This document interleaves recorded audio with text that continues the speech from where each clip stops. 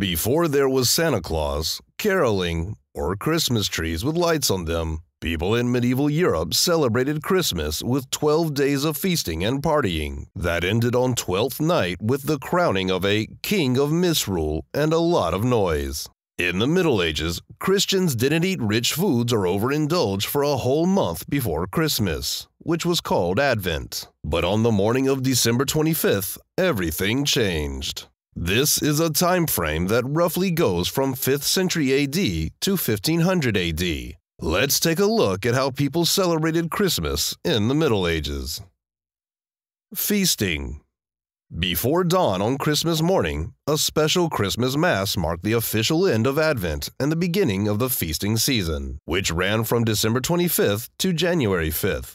How decadent your Christmas was depended on your social status, but Lawrence Mathers says that most people at least had a pig killed, salted, and smoked in November to have bacon and hams for Christmas. In the country, wealthy manor lords were expected to give their tenant farmers at least 12 days off from work and a special meal. It's hard to know exactly what was on the menu, but in The Goodman of Paris, a book written in 1393, the author lists the required courses for a special feast. The meal was initiated with pastries, sausages, and black pudding. The following 4 courses were fish, fowl, and roast meats, and the last course was custards, tarts, nuts, and sweetmeats. In the Middle Ages, the rich and privileged took Christmas feasting to a whole new level.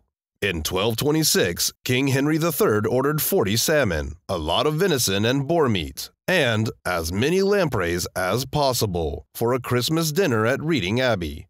In the early 1400s, when Henry V was king, he had even more unusual foods on his Christmas menu, like crayfish, eels, and porpoises. One thing that is quite clear is that drinking was just as important as eating, if not more so. Ale and spice cider were the most popular drinks among the common people, while wine was drunk by the lords and royalty.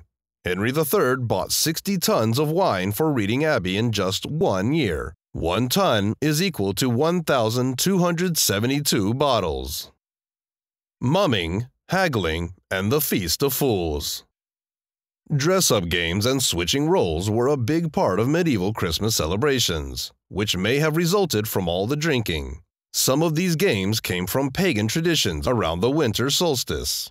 In medieval English villages, mumming was a trendy activity to do at Christmas. Mummers would go door to door, singing holiday folk songs and telling jokes while wearing animal masks or dressing up as women. Some did it for fun, while others did it to acquire a few coins or small gifts. The animal mask may have been a component of a strange Christmas tradition that the royal family had, in which people would parade through the feasting hall wearing whole animal heads and singing memorable songs. In subsequent eras, a wooden boar's mask took the place of the formerly popular boar's head outfit. The Feast of Fools was held on January 1st, the middle of the 12-day party. Priests, deacons, and other church leaders were allowed to act silly.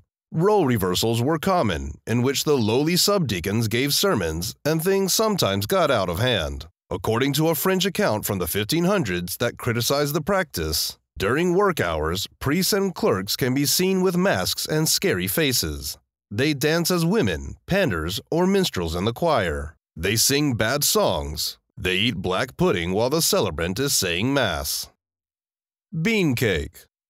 Twelfth Night, also called Twelfth Tide, was a Middle Ages holiday celebrated on the night of January 5th. It was the end of 12 days of fun and mischief. Shakespeare's famous comedy Twelfth Night was probably written to be performed on Twelfth Night, which is why the main character dresses up as a man and there are practical jokes. The bean cake was the most important part of Twelfth Night. It was a rich, fruit-filled cake with a small dried bean hidden. Twelfth Night was the peak of the almost 2 weeks of feasting, drinking, getting dressed up, and breaking rules that made up medieval Christmas. Predicting the future. The 12 days of Christmas also had a special meaning for the fake science of predicting the future in Middle Ages. Priests read prognostics books that explained the Bible-based practice of interpreting signs from nature, like storms, high winds, and rainbows, to predict the weather for the next year and important events. The idea was God sent signs for those who could understand them and that the 12 days of Christmas were a particular time. For example, if it was sunny and clear on Christmas Day, it meant that the spring would be warm and mild, which would be good for crops and people's health. But strong winds on Christmas Day indicated that the rich and powerful would experience a bad year. That's it for today. We hope you found our video interesting and that you learned a thing or two. If you did, please give it a thumbs up and share it with others. Also, if you haven't already, please consider subscribing to our channel. Don't forget to turn on the notification bell so you don't miss any of our new uploads. In the end, thanks for watching, and see you next time.